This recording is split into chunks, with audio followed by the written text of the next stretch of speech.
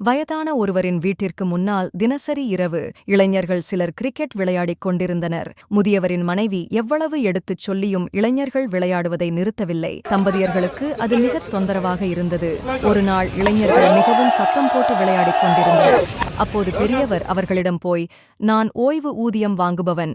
எனக்கு பிடித்தமான கிரிக்கெட்டை நீங்கள் எல்லோரும் விளையாடுவது எனக்கு மகிழ்ச்சியை தருகிறது. நீங்கள் தினசரி விளையாடினால் நான் உங்களுக்கு வாரம் 50 ரூபாய் கொடுக்கிறேன் என்றார். இளைஞர்களுக்கு மிகவும் ஆச்சரியம். தாங்கள் பொழுதுபோக்காக விளையாடுவதற்கு பணமா? அவர்கள் தினசரி விளையாடினார்கள். ஒரு வாரம் முடிந்தவுடன் பெரியவர் அவர்களிடம் 50 ரூபாயை கொண்டு வந்து கொடுத்தார். 2வது வாரம் அவர்கள் பணம் கேட்டபோது திடீரென செலவு வந்துவிட்டதாக கூறி 20 ரூபாய்தான் கொடுத்தார். 3வது வாரம் ஓய்வு ஊதியம் இன்னும் வரவில்லை எனக் கூறி 10 ரூபாய் கொடுத்தார். 4வது வாரம் தன்னால் இனி வாரத்திற்கு 2 ரூபாய் தான் கொடுக்க இயலும் என்றார். இளைஞர்களுக்கு கோபம் வந்துவிட்டது. வாரம் முழுவதும் விளையாடுவதற்கு வெறும் 2 ரூபாதானா? நாங்கள் என்ன பிச்சைக்காரர்களா?